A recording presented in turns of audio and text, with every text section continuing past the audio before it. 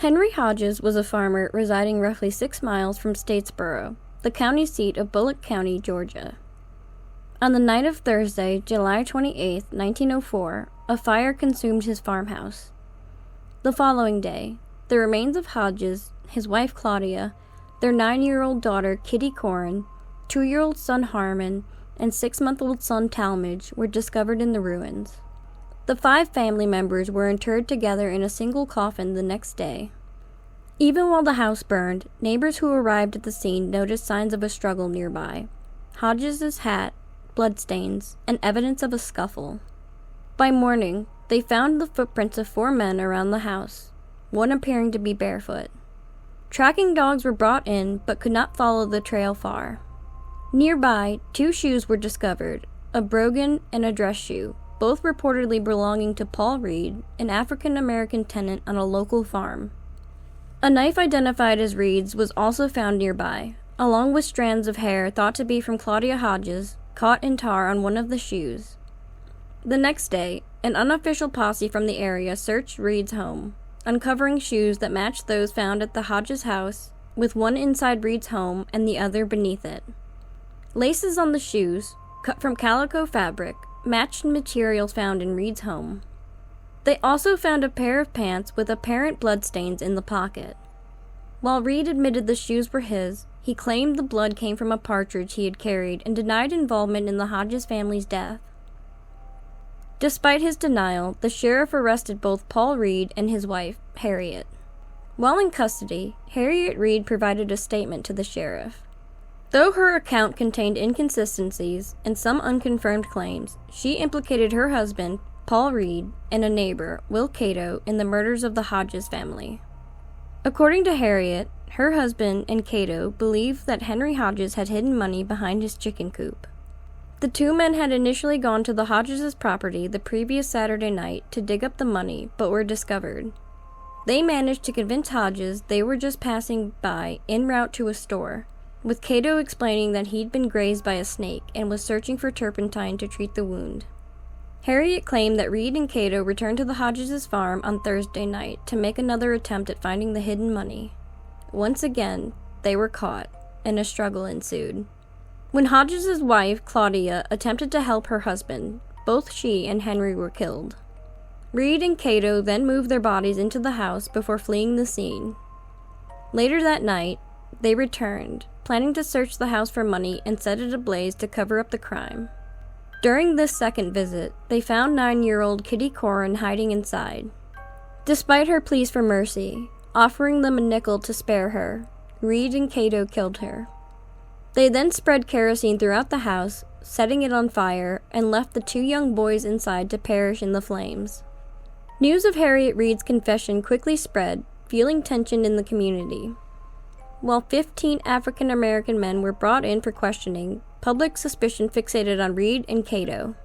Local newspapers, including the Savannah Morning News and the Augusta Chronicle, published sensationalized stories suggesting that the discovery of coins and a gold ring near Claudia Hodges' body ruled out robbery as the motive.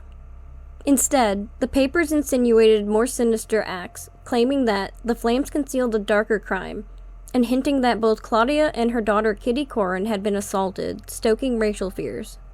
These implications played into widespread Southern stereotypes, where African American men were vilified as a threat to white women, a narrative used to justify Jim Crow laws and lynching as supposed protection measures. Ray Stannard Baker, a Northern journalist covering the case, noted the racial attitude in Bullock County, where white residents distinguished between self-respecting resident black folk and worthless black folk. He observed that many white men in the county believed it unsafe for female family members to travel alone or to be outside after dark. Reed and Cato had both been involved in the turpentine industry, a significant employer in Bullock County. Although Reed was a tenant farmer and Cato a laborer at the time, both had previously worked in local turpentine camps. The seasonal labor demands in these camps attracted young African American men from outside the county, which led to racialized perceptions of itinerant workers as shiftless and disruptive by local white residents. The Statesboro News wrote that the good farmers of Bullock County were awakened by the Hodges family murders to the fact that they were living in constant danger, describing itinerant workers as human vampires ready to wreak havoc. While Reed was a native of Bullock County, Cato had come from South Carolina, initially drawn to the area by work opportunities in the turpentine camps. In Statesboro, rumors of lynching Reed and Cato began circulating, prompting the sheriff to transfer them to the jail in Savannah for safety. After arriving in Savannah, Reed initially confessed to acting as a lookout for John Hall and Sank Tolbert, both employees of a local company in Statesboro. He claimed that Hall had orchestrated the robbery and murders, and that Cato had not been involved. However, after a few days, Reed changed his story, saying once again he had been a lookout, but now implicating Will Rainey and Cato as the perpetrators. Reed later introduced a new accusation blaming the crimes on a so-called Before Day Club, an alleged secret group of African Americans intent on robbing and killing white residents. This time, he claimed that he and Cato were responsible for the crime, with Dan Young acting as a lookout. At trial, Reed's story shifted again. He stated he had served as a lookout while the murders were carried out by Cato, Hall, Rainey, Handy Bell, and a person he referred to as the Kid. All individuals named by Reed were subsequently arrested. News of Reed's claims about the Before Day Club quickly spread, and reports of similar clubs emerged in other parts of Georgia, as well as Alabama and Virginia. However, as the initial fervor died down, the Statesboro News later admitted that these clubs probably don't exist. A coroner's jury convened on August 1st and 2nd, gathering testimony from Harriet Reed, Ophelia Cato, and neighbors who had aided in the investigation. Based on the evidence presented, the jury indicted Paul Reed and Will Cato, though most other suspects were released. Harriet Reed, Ophelia Cato, and Handy Bell were held as witnesses, though many in the white community believed Bell should have also been indicted. In response to public calls for a swift trial, Superior Court Judge Alexander Daly scheduled the trial for August 15, 1904. Separate trials were arranged so that Harriet Reed could testify against Cato and Ophelia Cato against Reed. The community's demand for lynching Reed and Cato intensified, with rumors suggesting they would have already been lynched had they not been moved to Savannah. Telegrams even arrived from neighboring counties offering assistance in lynching the men. The Statesboro News openly advocated for their public hanging, while a local photography studio advertised photos of the murdered Hodges family.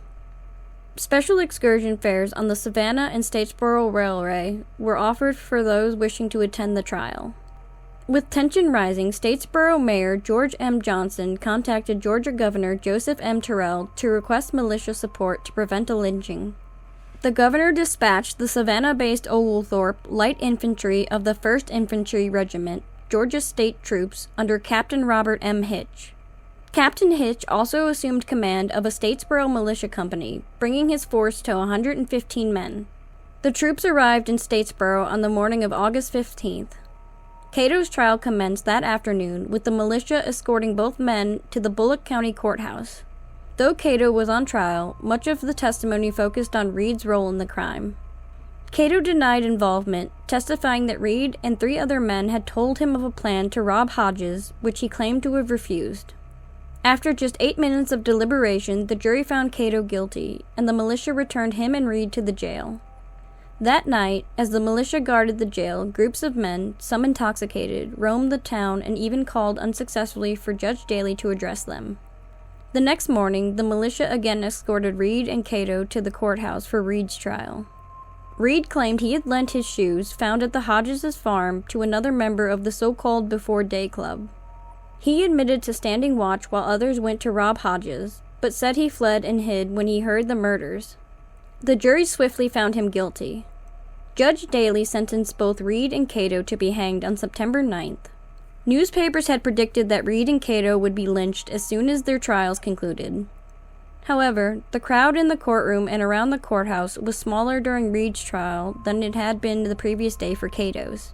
This led court officials to believe that the threat of lynching was diminished, though they still planned to transfer the convicted men to Savannah for safety.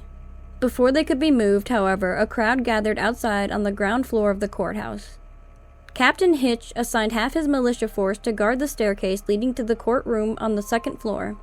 Captain Hitch, Judge Daly, Mayor Johnson, the sheriff, and Reverend Harmon Hodges, the brother of victim Henry Hodges, tried to address the mob, but their efforts were drowned out by shouts.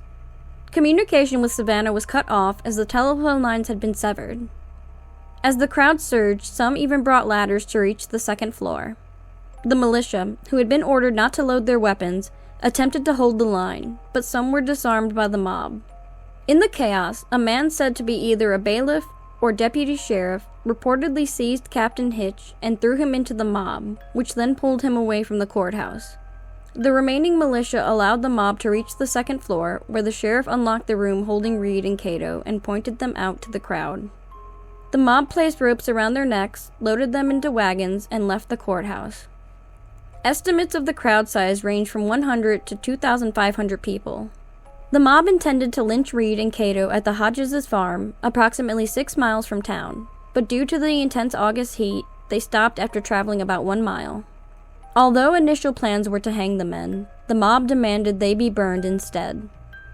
Wagons were sent back to town to gather kerosene and chains. While waiting, Paul Reed reportedly confessed to killing Henry and Claudia Hodges and leaving the children to burn alive, claiming Cato had served as lookout and naming additional accomplices. Cato, meanwhile, was unable to speak coherently.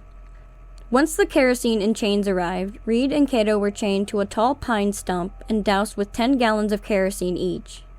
Wood was piled at their feet, and a photographer recorded the scene. Cato begged to be shot or hanged, but the mob insisted on burning him alive, lighting the pyre and tending it until their bodies were fully consumed. Chains, pieces of burned stump, and even fragments of bone were taken as souvenirs. Photos of Reed and Cato chained to the stump, of their burning bodies, and of the charred remains were later sold.